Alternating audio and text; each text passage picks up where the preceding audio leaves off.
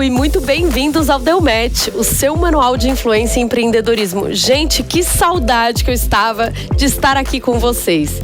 E hoje o programa está incrível e a gente vai falar sobre marketing de influência na era digital. E também vamos desvendar muitos segredos sobre redes sociais.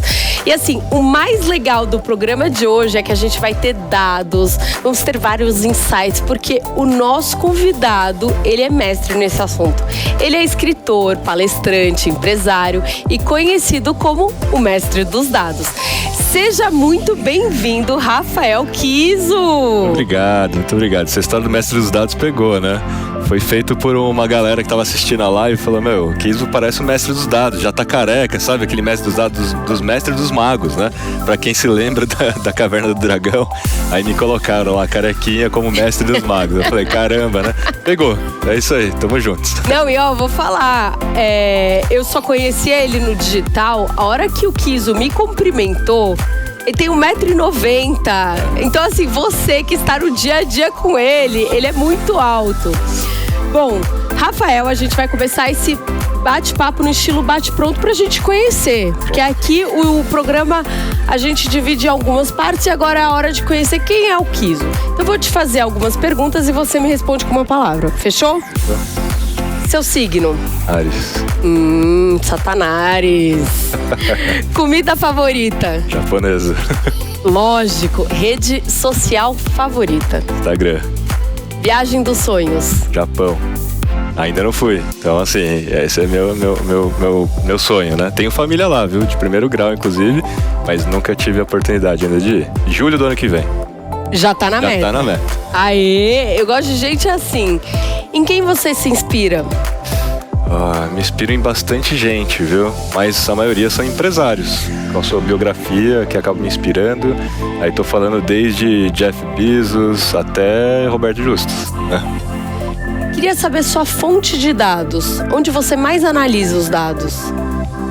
Poxa, eu tenho várias fontes de dados, mas pra mim, assim, a melhor fonte de dados são as próprias pessoas que me seguem. Quando eu mesmo vou lá nos stories e começo a perguntar pra turma: turma, é por aqui ou por ali? O que você acha e tal? Funciona assim com você ou não? Porque é quase que aquela história, né? Vamos ver se na prática é assim que tá acontecendo mesmo com a turma aqui. Então eu acho que essa fonte de dados direta, e o Stories é muito oportuno pra isso, né? Stories. Maior defeito? Eu sou muito analítico, né? Então muito racional. Em um teste que eu fiz, eu sou 70% racional. Então isso em alguns momentos é bom, em outros nem tanto. A gente é o oposto. Maior qualidade? Também, obviamente, ser analítico, né? De alguma maneira eu consigo cruzar muitas informações e dados para chegar a uma conclusão mais certa sobre a coisa. E última, quando você se olha no espelho, o que você vê? Olha, eu me vejo como um cara que estuda bastante. Eu vejo um cara que sempre está em busca de melhoria contínua, ser melhor hoje do que eu fui ontem. Então eu sempre me olho assim, o que eu vou fazer hoje para ser melhor do que eu fui ontem? Kiso, estamos muito felizes, assim, Ingrid, inclusive, que faz esses roteiros, estava animadíssima, Irado. Porque ela ama, te assiste bastante, eu também. Então a gente vai iniciar hoje falando sobre marketing de influência, que é o nosso universo aqui do Deu Match. Quais são essas maiores tendências que você vê para 2023? Tendências, a gente pode falar por vários caminhos, né? Mas olhando pelo marketing de influência em especial, eu entendo que a maior tendência de todas são os nano-influenciadores. A gente já falou no passado já de micro-influenciadores como tendência, né? E agora a gente está chegando à conclusão de que o cliente, como nano-influenciador, é um dos principais agentes influenciadores dessa equação toda. Mas o ideal é que estrategicamente a gente não use uma coisa ou outra, que a gente consiga orquestrar os níveis de influenciadores ao longo da nossa estratégia. O macro-influenciador é muito bom para colocar um produto ou serviço no radar. Já o influenciador especialista, que é aquele especialista da sua área, para você fazer uma collab, né, uma live, é muito bom para transferir autoridade para você. O seu próprio cliente, como agente influenciador ou um afiliado, que é um agente influenciador, é muito bom para a etapa de compra e conversão. Já o próprio micro-influenciador é muito bom para a etapa de experiência própria, para que ele possa contar como é que funciona o produto, o serviço, colocar um cupom também ali, né? E temos o nano-influenciador, que é muito bom para a experiência compartilhada, porque ele está no nível de fato do consumidor. Ele é um consumidor, ou ele é um cliente, né? Ou ela. Então a marca que conseguir entender que transformar o seu cliente em nano-influenciador em um creator, ganha muito. Por exemplo, o conteúdo criado pelo próprio nano-influenciador tem um poder de influência 8,7 vezes maior do que um publi de um macro. Mas, de novo, não é uma coisa ou outra. É entender a jornada do cliente e como você posiciona a cada nível. Então, uma das maiores tendências é nano-influenciador. A segunda tendência que eu posso colocar é você fazer o seu próprio... a sua própria liderança, o seu próprio executivo se tornar um creator. Então, para as marcas, principalmente B2B... Sempre falo isso. Porque a gente sempre pensa em influência no B2C e tal, né? Mas no B2B, você enquanto líder, você enquanto executivo, criar conteúdo vai fazer com que a sua marca seja percebida 23% mais positiva. Então, só por isso já é muito bom, né? Porque pessoas confiam em pessoas, né? Pessoas confiam em pessoas. Nas mídias sociais, ninguém entra para ver propaganda, entra para se relacionar com outras pessoas e para conversar, obviamente, sobre aqueles assuntos que estão ali nas tendências, as trends todas, né, que a gente fala. Então, quando você entende que é sobre conversação antes de conversão, você faz com que o seu próprio executivo, sua liderança, crie conteúdo. Não é dentro do perfil da marca, é dentro do seu perfil mesmo, né, pessoal? Então, você, executivo que está aqui nos vendo, escutando, né? Você pode ter o seu perfil, sendo você mesmo, criando uma autoridade em cima da sua marca pessoal, que é até mais fácil criar uma autoridade em cima de uma pessoa do que de uma marca, né? E depois você transfere essa sua autoridade para a marca, porque é muito mais fácil. E aí a gente começa a falar não só de UGC, que é o User Generated Content, que tem a ver com aquela história do nano, mas a gente começa a falar de EGC, que é o Employee Generated Content. Como é que a galera dentro da própria empresa também influencia criando conteúdo, dando autoridade para a marca, né? Então são duas tendências importantes. E quando você fala desse EGC, você também fala no engajamento dos próprios funcionários com a marca, né? Também. Porque muitas vezes eu vejo aquela marca que ela só olha para o influenciador, mas não olha para dentro, para quem está realmente, né, de fato se comunicando com a marca, tentando trazer ela como relevante, consumindo aquela marca, sendo deixado de lado. Então eu vejo que hoje, até o Itaú, né, mudou o slogan dele de feito pra você para de feito com você, né? Hoje é muito mais sobre você co-criar do que você, de fato, achar que é unilateral.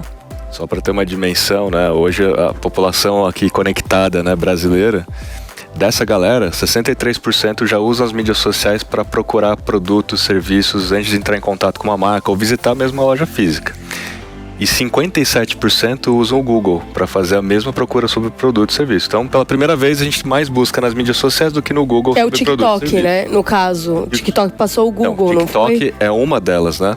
Mas é porque teve uma pesquisa que o TikTok fez e mostrou que 78% dos usuários do TikTok no Brasil, uma pesquisa da Box 1824, prova que os usuários entendem que a plataforma é uma plataforma de descoberta de novos produtos e busca, né? Isso é muito legal.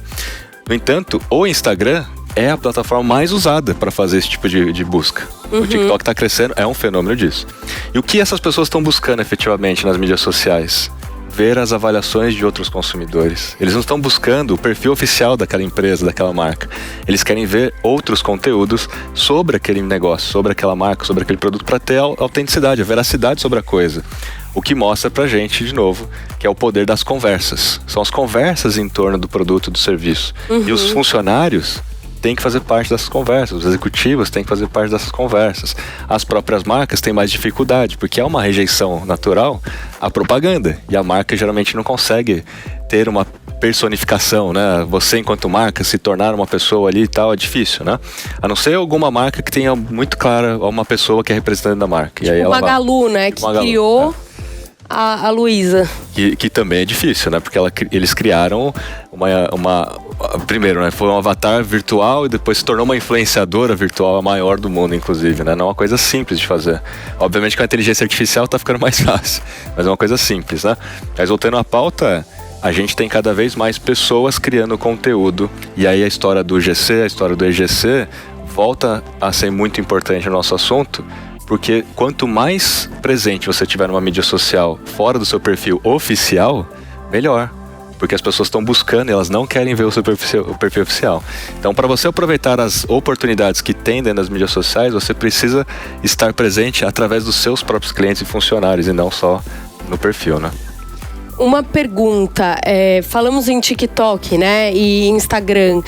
Dentre todas essas redes, já saíram algumas pesquisas e é muito difícil o usuário do Instagram ou de agência saber quais pesquisas de fato são verídicas, né?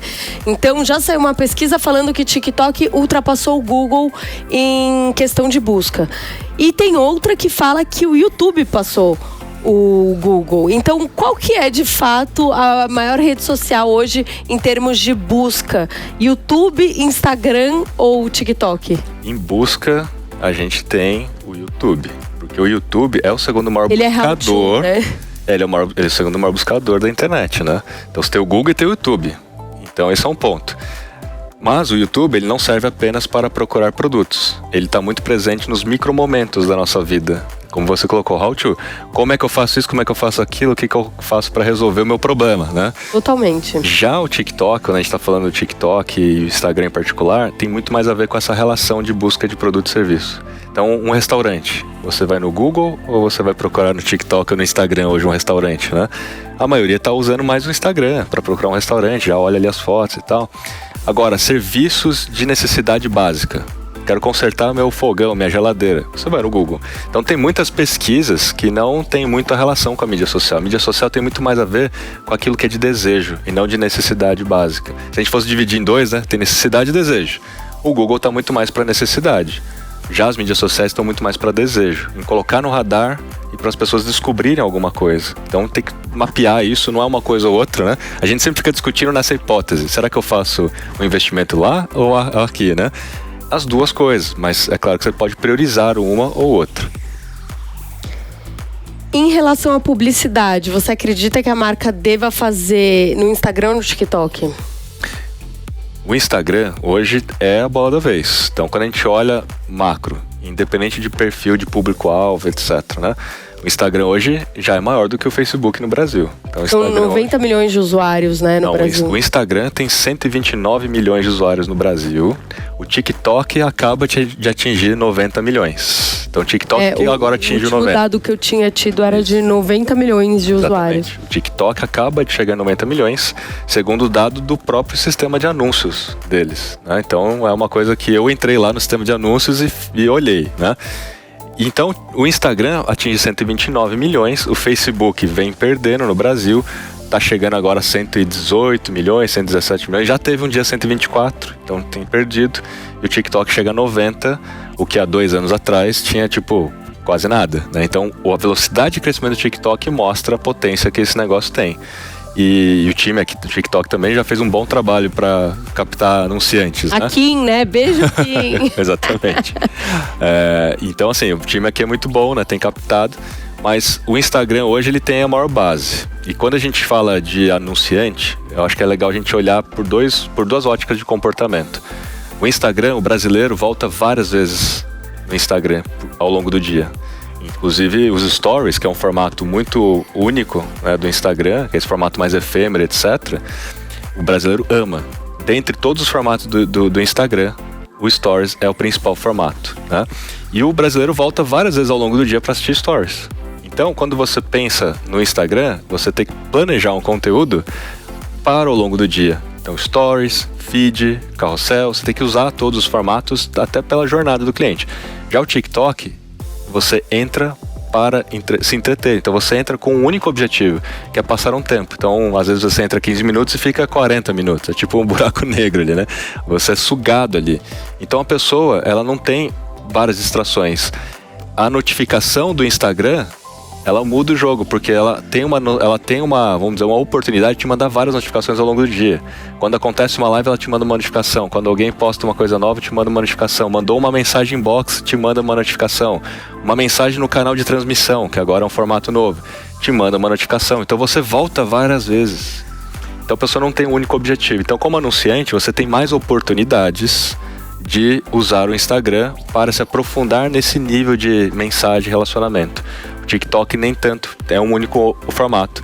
E lá no TikTok, se você entrar no TikTok, você tem que fazer TikTok e não anúncio, né?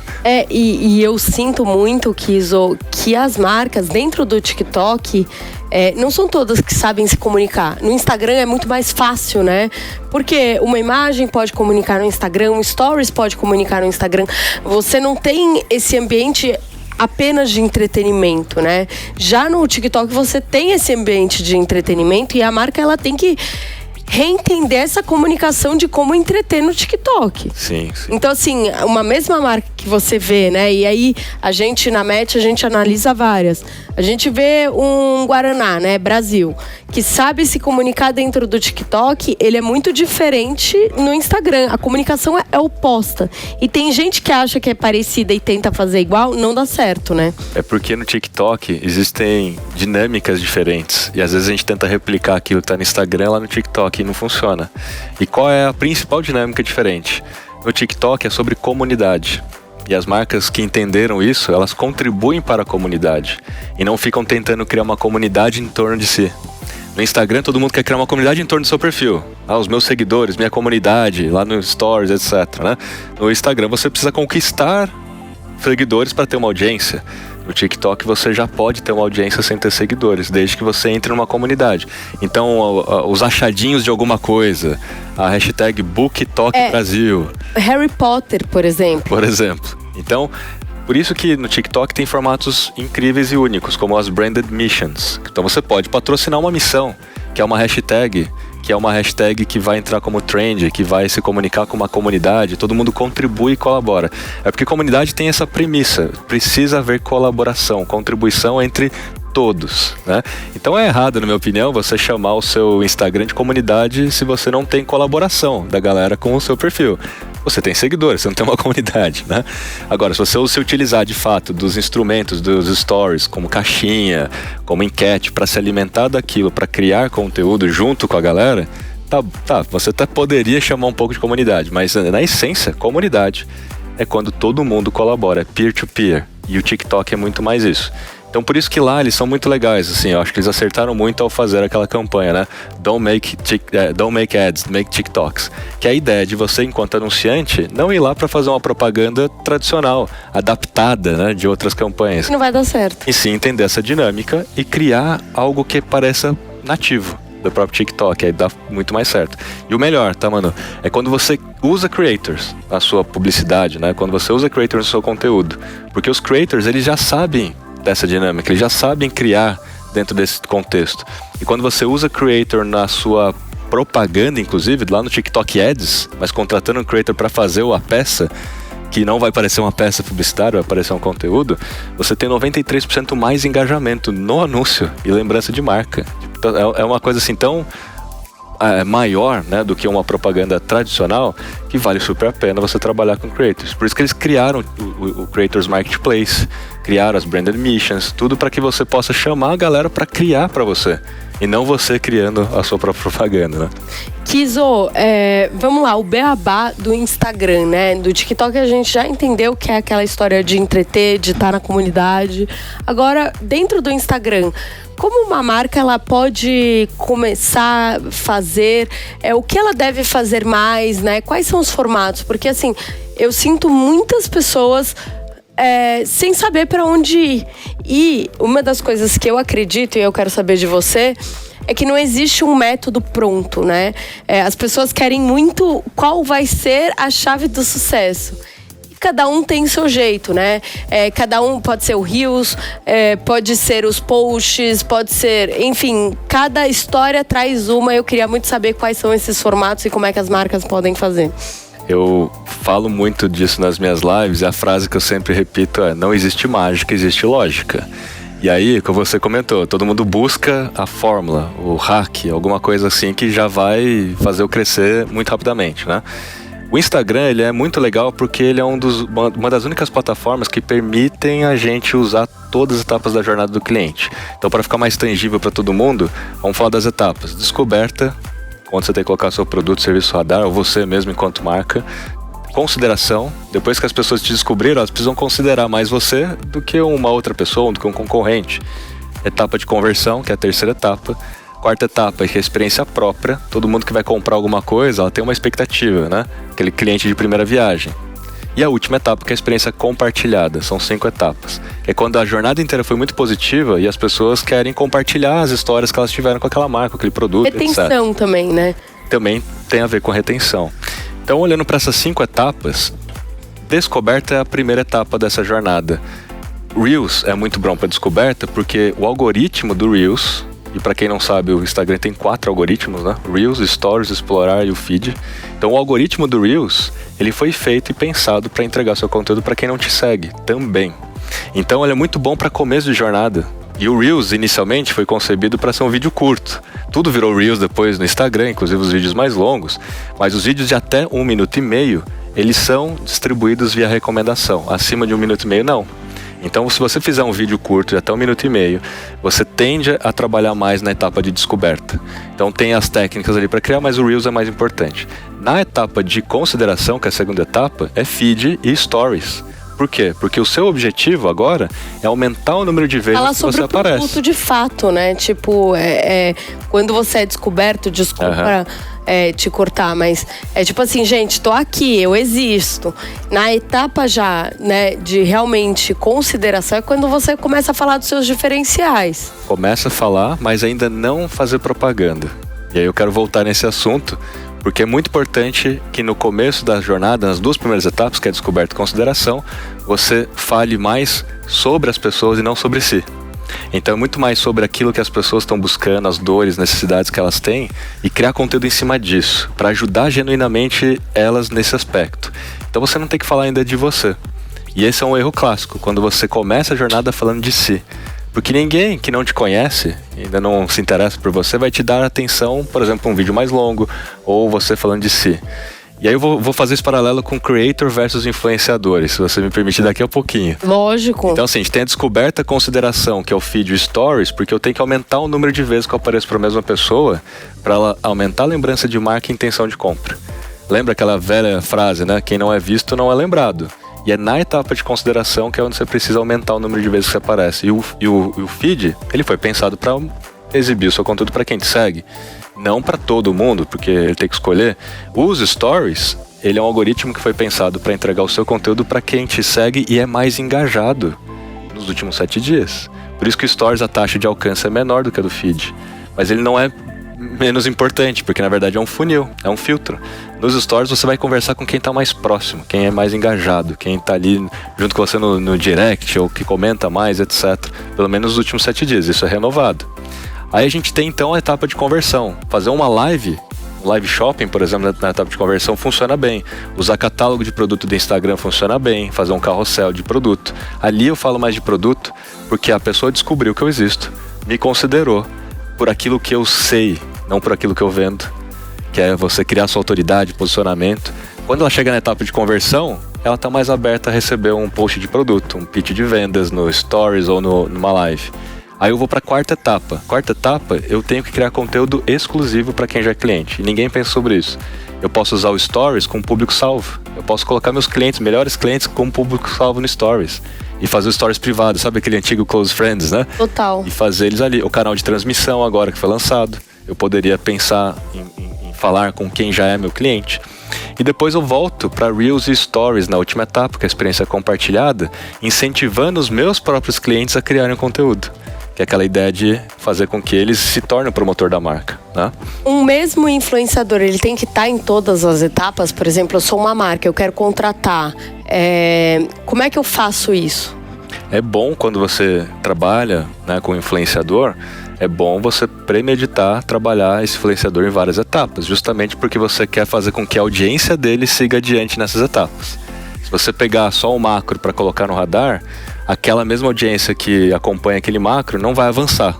Eu fiquei descobri, etc. A não ser que ele consiga trazer, ou ela consiga trazer aquela audiência para você, para sua marca, que é difícil de um único Seja um post. macro muito engajado, né? Mas é difícil com um único post. Então o ideal é você trabalhar longo prazo. Nunca fazer um publi, na minha opinião. Assim, um publi isolado não tem muito valor para a formação de estratégia de jornada. Quando você trabalha com influenciador e já estabelece um cronograma, olha, você vai fazer um post aqui para colocar no radar, depois a gente vai falar sobre esse assunto para fazer as pessoas considerarem mais, depois a gente vai criar um cupom para você, porque você vai usar no dia a dia, as pessoas vão ver que você está usando já aquele produto no dia a dia, não é mais publi, ou seja, faz parte do seu dia a dia, você gosta, é premissa, né?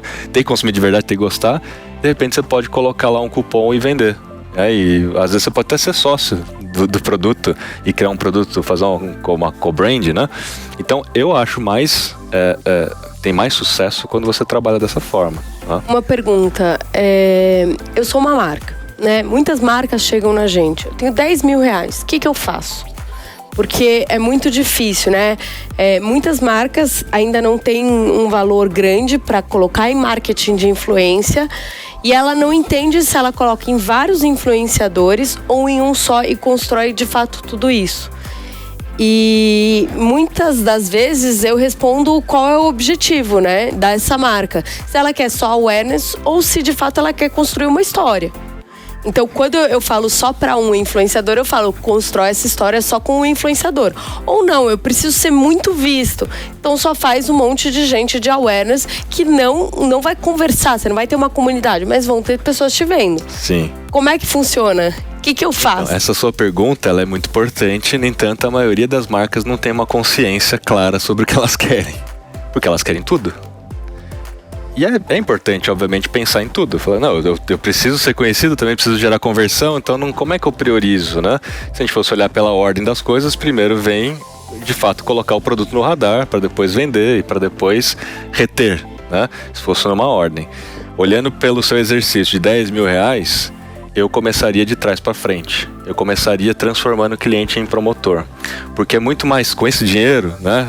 Para trabalhar com macro, você não trabalha com macro. Com 10 mil, você não consegue, né? E fazer talvez 10 micro-influenciadores, colocando um cupom de desconto na rua para vender, esses 10 provavelmente não são consumidores da sua marca, então você vai transformar 10, em tese, micro-influenciadores em mero vendedores, que não tem autenticidade, não tem veracidade, não vai conseguir falar sobre o seu produto, a sua marca, não vai nem tirar uma dúvida das pessoas, porque não consome. Uhum. Eu começaria de trás para frente. Quem já é cliente, quem já é brand lover, mapeia isso primeiro. Passa uma pesquisa, por exemplo, NPS, Net Promoter Score. Todo mundo que der 9 ou 10 tem tendência de ser promotor da sua marca. Segue essas pessoas no Instagram, começa a monitorar pelo menos por um mês quem tem uma habilidade forte de criar conteúdo. Quem é cliente já, quem já conhece o produto, já é recorrente e gosta muito da marca. Vamos trabalhar com essa galera. Como? Cria um programa de nano-influenciadores. A Boticário fez um programa chamado Geração Boutique. E eles selecionaram 200 consumidores acima de 40 anos, com o propósito, obviamente, de fazer com que haja influenciadores acima de 40 anos, porque até então não tinha, né? Então tem uma bandeira ali, o que é bom para a formação de comunidade. Treinou elas, houveram muito mais do que isso, né? Em termos de inscrição, elas selecionaram 200, treinaram elas e fizeram um curso para elas saberem criar conteúdo, fazer uma foto, etc. E essas 200 fizeram mais de 8 mil posts no Instagram. 8 mil posts no Instagram.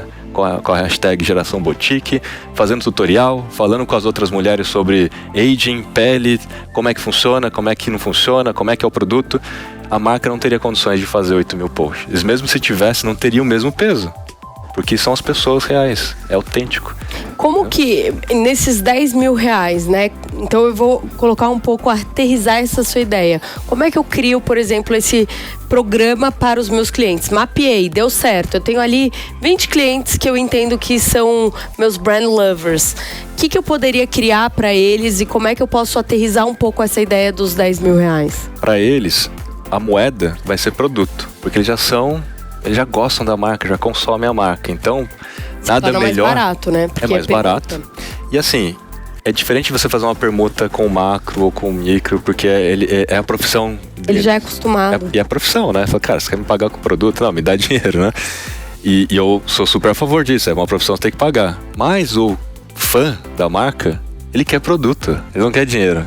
Ele quer até aquele brinde que você não encontra em outro lugar. É a caneca, a camiseta da marca que não vai ter em outro lugar. Só você tem. É personalizado ainda pra você, que é meu brand lover. Então isso tem muito mais valor. Até falando de pirâmide de Maslow, necessidades, etc. É muito mais realização dessas pessoas do que dinheiro. E os 10 mil você usa para impulsionar a campanha para atrair os seus clientes de maior valor. Então os 10 mil é muito mais para que você consiga achar pago, essas pessoas. por exemplo. Ou usar para tráfego pago, pegando os melhores posts, que esses 200, nesse caso poderia ser menos, 20, né, que você colocou como exemplo. Dos 20, analisa qual teve o melhor alcance orgânico, qual teve o melhor engajamento. Pega, seleciona e impulsiona isso com tráfego pago. Porque aí você vai ter um alcance maior ainda, o custo de impressões vai ser menor, porque obviamente já é um bom conteúdo. Tem cara de conteúdo nativo, não é cara de propaganda, né? Então você ganha muito mais. Isso vai te gerar um aprendizado muito forte e já vai te gerar mais vendas, porque essas pessoas, cada um de nós ali nesse nível, tem 800 mil pessoas conectadas à nossa rede. É efeito exponencial, né? Todo mundo criando conteúdo, postando stories, atingindo 800 mil pessoas, 800 a 1000 pessoas, né? Mais 20 vezes 1000 pessoas, e aí efeito exponencial com um nível de autenticidade muito grande, né? Conversão também. Perfeito. Ainda falando sobre métricas, o que se entende por alcance? Seria a quantidade de contas alcançadas ou as visualizações dessas contas? Alcance é contas alcançadas ou pessoas alcançadas. Porque visualização, uma mesma pessoa pode visualizar mais de uma vez. Então, assim, quando a gente fala de taxa de alcance, de fato a gente está comparando o alcance de um determinado post com o número de seguidores que você tem. Isso é a taxa de alcance tradicional do mercado. Eu posso falar de taxa de visualização, que aí eu tenho que olhar o alcance que eu tive, por exemplo, em um Reels, versus o número de visualizações. Falar, puxa, eu alcancei 100 mil pessoas e tive 10 mil visualizações, então você está aí a taxa de visualização. Porque a taxa de visualização não é igual ao número de alcance, né? Você pode ter alcançado, mas as pessoas não assistiram ao vídeo. Então a taxa de visualização é em cima de alcance do post mesmo, né? E como que se calcula o engajamento de uma postagem? No caso de um vídeo, tem que levar em número as contas que você tem, a conta do número de visualizações? Como é que funciona? Visualizações geralmente não entram nas contas de engajamento. Tá. É uma métrica de retenção.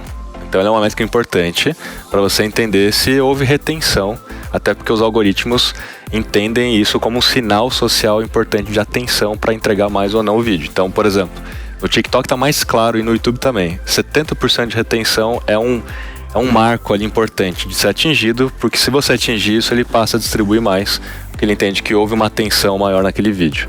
A partir de 3 segundos ele começa a contar uma visualização. Então às vezes você teve muita visualização, mas visualização de baixa retenção. Não é legal. Então é legal você ter alta retenção. Sim. Tanto que o TikTok mostra retenção, o YouTube mostra retenção, o Instagram em breve vai mostrar, ainda não mostra. Vão trazer, né? Então em termos de engajamento, não de taxa de retenção, engajamento, aí a gente olha para as interações, como like, comentário, e divide isso pelo número de alcance e multiplica por 100 no final. Então a gente pega lá, se você for fazer um engajamento público, que é o número que você tem para comparar com concorrentes, aí você não vai olhar o alcance, vai olhar o número de seguidores. Então, deixa eu recapitular um ponto. Existem 2 taxas de engajamento, a pública e a privada. A pública é com números públicos. Então, você não sabe o número de alcance dos posts dos seus concorrentes. Sim. Você sabe só o número de seguidores, o número de likes e comentários que aquele post teve. Então, você vai pegar o número de likes, somar com o número de comentários, o total divide pelo número de seguidores e multiplica por 100, você vai chegar na taxa de engajamento público.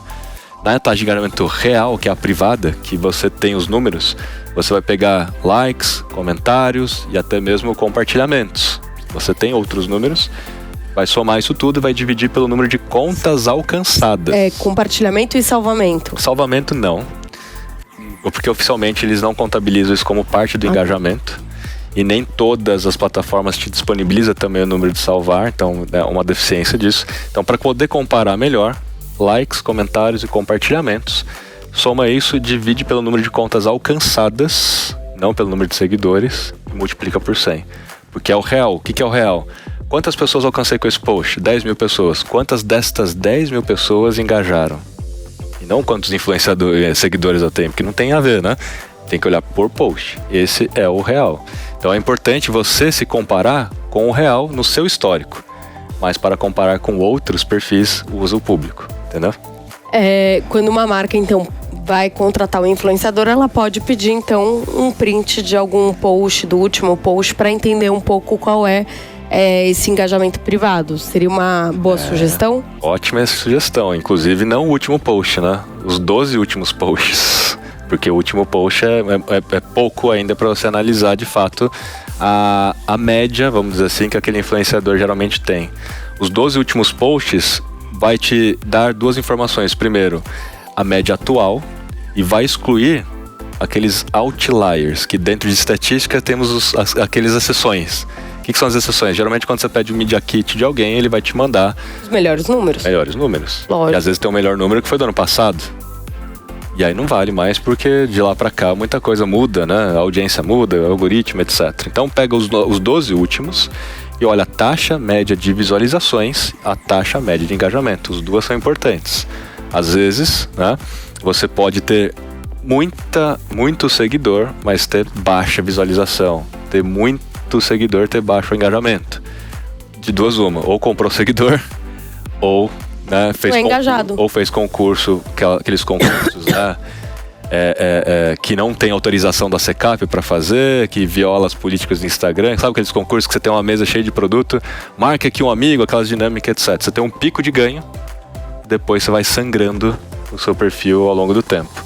Tudo que você posta depois não engaja. Aí acabou seu alcance pro influenciador, né? Mas o influenciador inflou lá um número. Sem contar das panelinhas de engajamento, né? Então tem gente que compra engajamento e tem panela de engajamento. Você manda no grupo do WhatsApp um link, aí todo mundo vai lá e comenta aquele seu conteúdo só para inflar um pouco o engajamento. Tem muito influenciador que faz isso também. Então tem que ficar esperto aí, mas tem que olhar sempre os 12 últimos para poder tirar um pouco desses outliers, né? Tá sendo uma aula, hein, Kizo? Ó, a gente sempre vê nas mídias sociais, especialmente, porque não tem barreira de entrada, né? Cada um pode fazer sua conta ali no Instagram e pronto. Sim. Já pode começar a trabalhar no mundo digital, né? Entre aspas. E a gente vê muito profissional dando hacks pra você ganhar seguidor, pra você... O que você acha? Quais são os hacks que você acha totalmente desnecessário e quais são aqueles que você acha que funciona? Eu sou meio contra hacks, assim, dessa coisa meio fórmula pronta, né? Então, sempre eu bato muito em cima da lógica das coisas. Porque quando a gente entende a lógica, a gente é capaz de se adaptar às mudanças aí dessa história de algoritmo. Mas eu posso dar algumas dicas que são legais, que eu comento assim como... Podem entender como hacks, mas para mim são boas práticas. Por exemplo, o que eu acho muito bom todo mundo fazer é entender que o seu conteúdo tem que criar diálogo, ele tem que criar conversas. Ele não pode ser assim um conteúdo que você posta e sai correndo. O que significa que que os comentários do seu post fazem parte do seu conteúdo. Quando você começa a entender que o comentário também faz parte do seu conteúdo, você começa a premeditar a criar conteúdo que estimula o comentário. E quando isso acontece, você tem a oportunidade de completar o seu conteúdo através dos comentários. Com uma técnica de comunicação, você vai lá e faz perguntas para as pessoas nos comentários, as perguntas no qual você quer responder também, para ir completando aquilo que você não colocou na legenda, para as pessoas te perceberem mais como autoridade naquele assunto ou outro. Mas acima de tudo, isso aumenta engajamento. Aumentando engajamento, isso aumenta alcance. Então todo mundo que vai nos meus posts e fala assim, que legal, Kizo, adorei seu conteúdo. Aí eu vou lá, pô, muito obrigado, mano, pela sua atenção e tal. Daí eu entrei no seu perfil e vi que você tem uma agência, por exemplo. Aí eu falo, tá, pô, e no seu caso, que você tem agência, como é que você faz para os seus clientes? Vocês olham a taxa de engajamento pública ou privada? Você vai me responder. É impossível você não voltar para me responder. É retórica.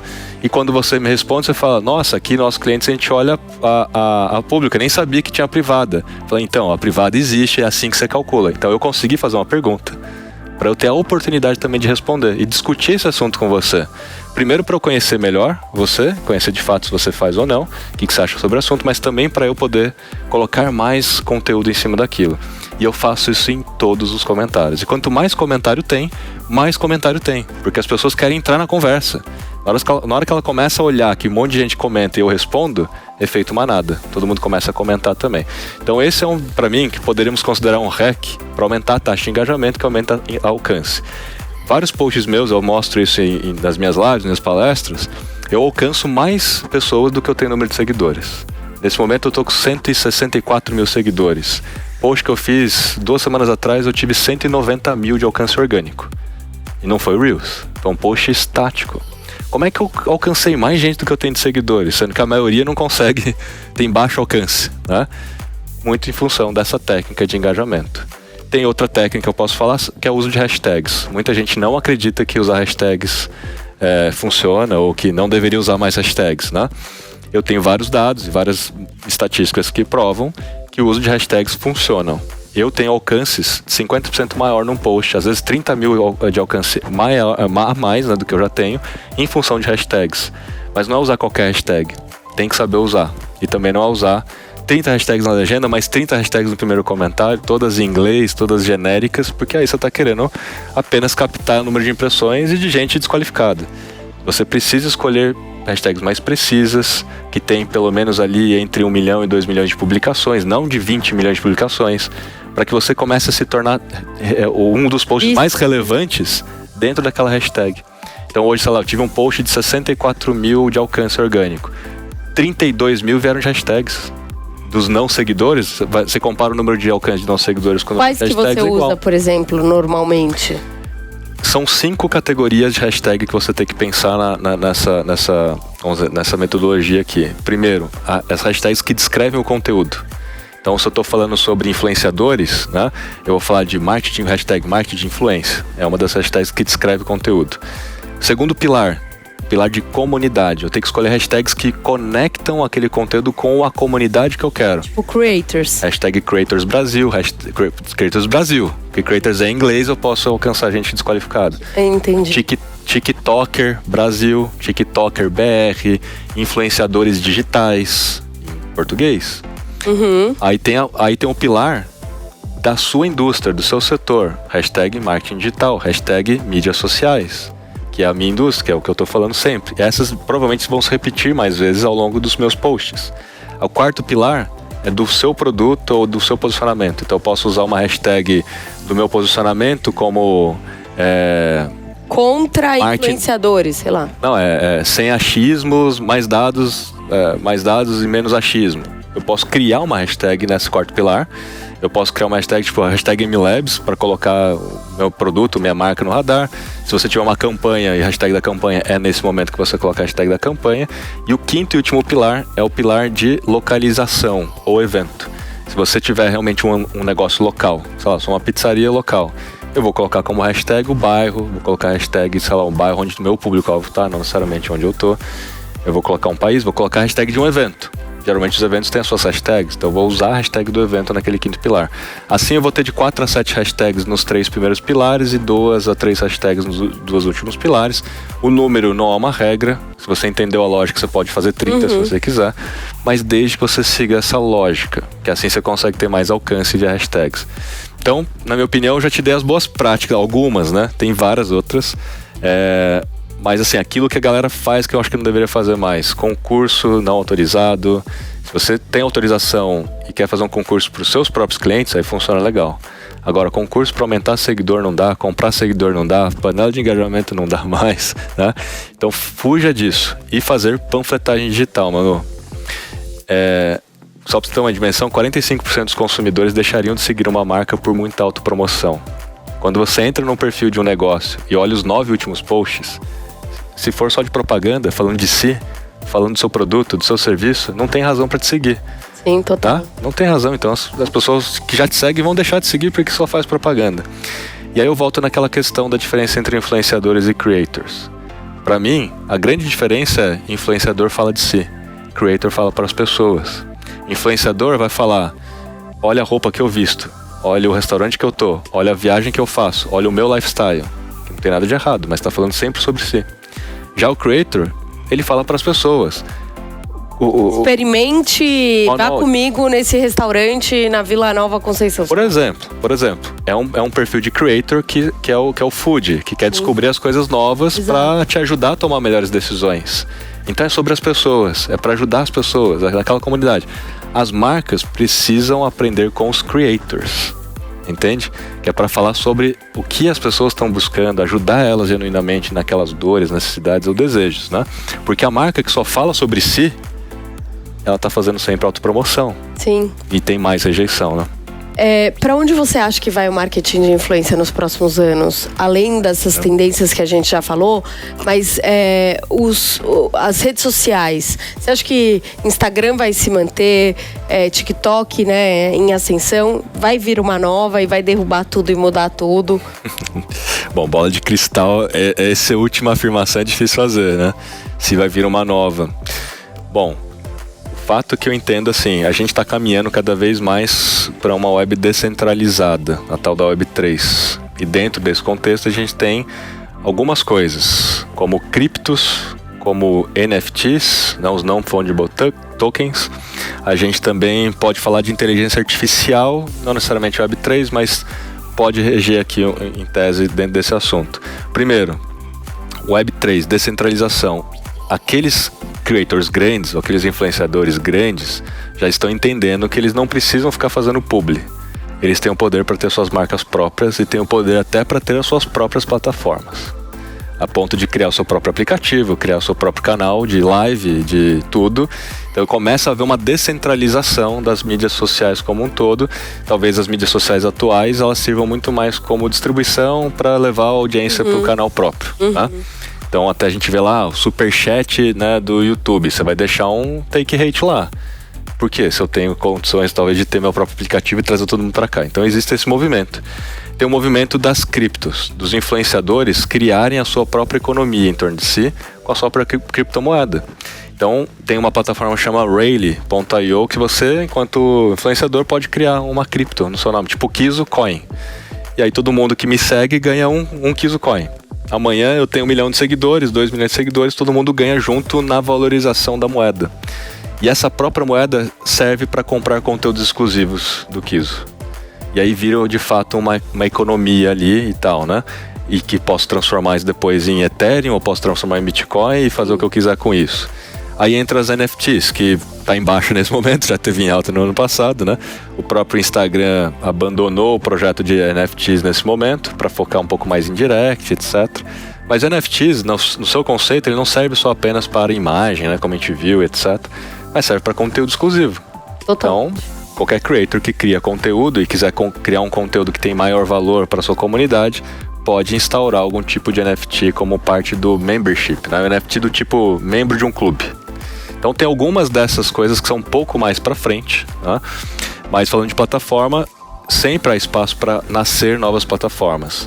É óbvio que tem que ter muito dinheiro, então o TikTok, ele foi a prova disso. Ele nasceu com muito dinheiro. Exato. Né?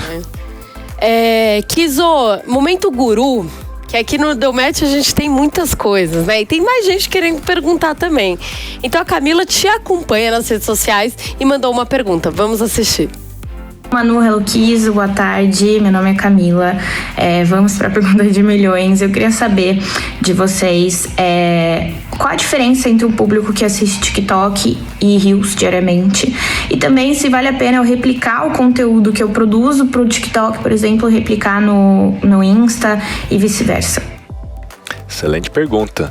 Bom, na minha opinião, assim, primeiro, para quem está começando agora, vale a pena replicar. Por quê? Porque é um aprendizado. Por que você não replicaria, sendo que você pode testar aquele mesmo conteúdo com menos esforços, né? Segundo ponto, quanto mais vídeos você fizer, melhor para o seu aprendizado. Não vou nem falar agora quantos posts eu devo fazer por dia ou por semana, que tem uma lógica para isso. Mas, olhando pela ótica de aprendizagem, se eu fizer 3 vídeos por dia no TikTok, eu vou aprender 3 vezes mais rápido do que quem faz um vídeo por dia, e muito mais rápido do que quem faz 2 vídeos por semana, concorda? Porque eu tô produzindo mais dados, eu tô testando mais coisas. Então não importa o número exatamente nessa lógica de quanto que eu vou postar, mas sim na lógica de aprendizagem. Os perfis que mais cresceram no TikTok fizeram em média 3 vídeos por dia. Lá tem menos canibalização, porque na pergunta dela é qual é a diferença entre o Reels e o TikTok? O Reels foi inteiramente concebido em cima do conteúdo e não em cima do grafo social. O grafo social é a teoria dos grafos, que é a teoria das redes sociais, que tem muito a ver com o autor daquele conteúdo e as relações desse autor. Então no Instagram você tem o autor, que sou eu, tem quem me segue, tem quem eu sigo, tem aqueles mais engajados que vão pro Stories, então tem muito a ver com o grafo social. Já o TikTok tem a ver com o conteúdo, então ele não se importa tanto com quem é o autor, ele se importa com o que está no conteúdo. Se você que acabou de visualizar esse conteúdo do Kizo, você nem segue o Kizo, curtiu, teve interesse, ele vai mapear tudo que tem no vídeo, vai taguear por inteligência artificial tudo que tem no vídeo, inclusive o rosto do Kizo, ele vai criar um padrão do rosto do Kizo e vai começar a te mostrar mais conteúdos parecidos com esse. E eventualmente, sei lá, a Manu pegou um corte do nosso podcast aqui e postou. Se uma pessoa gosta do Kiso, ela vai receber um vídeo do corte do Deu Match. Não foi nem o Kiso que postou, mas ela sabe que o Kiso é interessante para aquela pessoa.